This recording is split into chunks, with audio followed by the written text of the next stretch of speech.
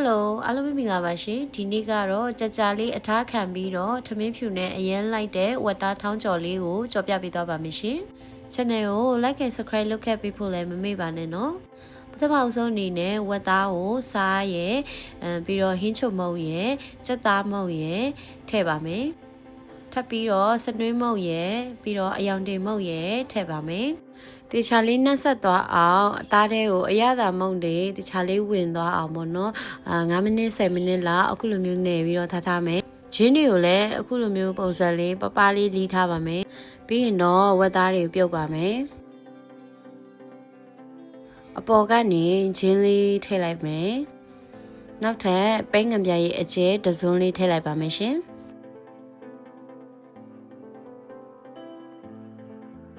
ဝက်သားတွေကိုအရန်နူးအောင်ပြုတ်စရာမလိုဘူးပေါ့နော်ပုံမှန်လေးတိုင်းမဲ့ဒီမနူးတနူး9မိနစ်10မိနစ်လောက်ဆိုရင်ရပြီပေါ့နော်ပြီးရင်ဝက်သားတွေကိုအခုလိုမျိုးမထူမပါစိုက်လေးတုံးလိုက်ပါမယ်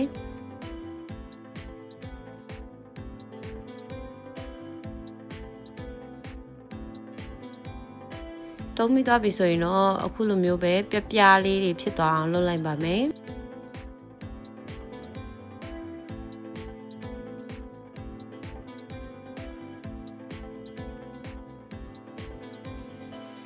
ချက်သွန်ဖြူကိုလည်းကြိတ်ထားပါမယ်ရှင်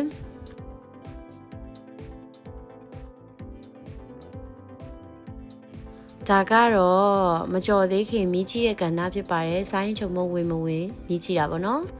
ကောင်းပါတယ်အရင်စိတ်ပြတ်ဖို့ပါစတာပါပြီးရင်တော့အိုးထဲမှာစီထည့်ပြီးတော့ကြော်လိုက်ပါမယ်ဝက်သားတွေကိုဒီလိုမျိုးတစ်ခုချင်းထည့်ပြီးတော့ပေါ့နော်ရဲရဲလေးဖြစ်လာတဲ့အထိကြော်မယ်ပေါ့နော်ဝက်သားတွေကအနက်မွေးလာပြီးတော့ရဲရဲလေးဖြစ်လာပြီဆိုရင်တော့ဒါချလို့ရပြီအရင်ကြီးကျွတ်သွားရင်လည်းမာတဲ့အတွက်ကြောင့်မလို့ဒါအရင်ကြီးကျွတ်ဆရာမလို့ပေါ့နော်ဒီလိုမျိုးရဲရဲလေးမရဲတရဲလေးဆိုရင်ရပြီဝက်သားတွေအခုလိုမျိုးရွှေညိုရောင်ရဲရဲလေးမောင်ရဲချင်ရဲလို့ရပြီဆိုတဲ့အချိန်ရောက်လာပြီဆိုရင်တော့ဝက်သားတွေကိုချလို့ရပါပြီ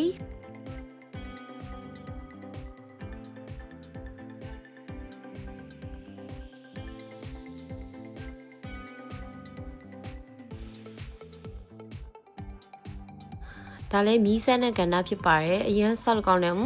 အရင်မိုက်ပါတယ်ဒါကလည်းနည်းနည်းလေးမာသွားတဲ့အတွက်ကြောင့်မလို့နွားလိုမျိုးဝါးနေရတယ်ပေါ့နော်ဒါကတော့ခဏလေးနားလို့ကတာဖြစ်ပါတယ်ကဲဟင်းချက်ပြပါတော့မယ်ပြီးရင်တော့စက်သွန်ဖြူလေးကိုစီလေးတက်ပါမယ်ရှင်စီတက်ပြီးရနဲ့စက်သွန်ဖြူကိုအပေါ်ကနေဗာလဲအယောင်တင်မုံထည့်လိုက်မယ်ပေါ့နော်ပြီးရင်တော့စက်သွန်ဖြူကိုအပေါ်ကနေအယောင်တင်မုံထည့်ပြီးပြီဆိုရင်တော့မွေးလာတဲ့အထိတခြားလေးမွေပါမယ်မွေးလာပြီဆိုရင်တော့အရသာမုံရဲ့စားဟင်းချုံမုံလေးနည်းနည်းလေးထည့်လိုက်မယ်ထည့်ပြီးတော့စက်သူဖြူလေးနည်းနည်းလေးကျွတ်ကျွတ်ရွရွလေးဖြစ်လာပြီဆိုရင်အပေါ်ကနေငရုတ်သီးခွဲချမ်းလေးထည့်လိုက်ပါမယ်ရှင်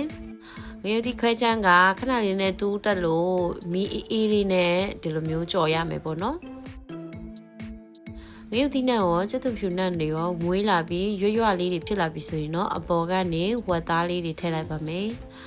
ဝက်သားလေးတွေကလည်းကျွတ်ကျွတ်ရွရွလေးငရုတ်သီးတွေကလည်းကျွတ်ကျွတ်ရွရွလေးအရန်ကိုမိုက်တယ်နော်ထမင်းဖြူနဲ့စားမယ်ဆိုရင်တော်တော်လေးကိုလိုက်တဲ့ဟင်းပါ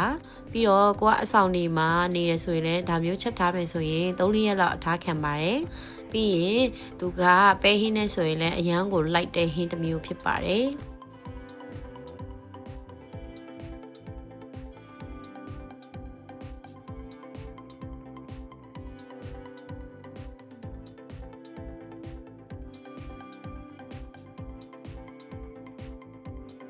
ရက်ကြကြတာအထားခံနေပြောတာတကယ်တမ်းအထားမခံဘူးတရက်ထဲနဲ့ကုံသွားလို့ပါရှင်ဟင်းချက်နီးတွေကိုသိချင်တယ်ဆိုရင်တော့ like and subscribe လုပ်ခဲ့ဖို့မမေ့နဲ့နော်အားလုံးကိုကျေးဇူးတင်ပါတယ်တတာ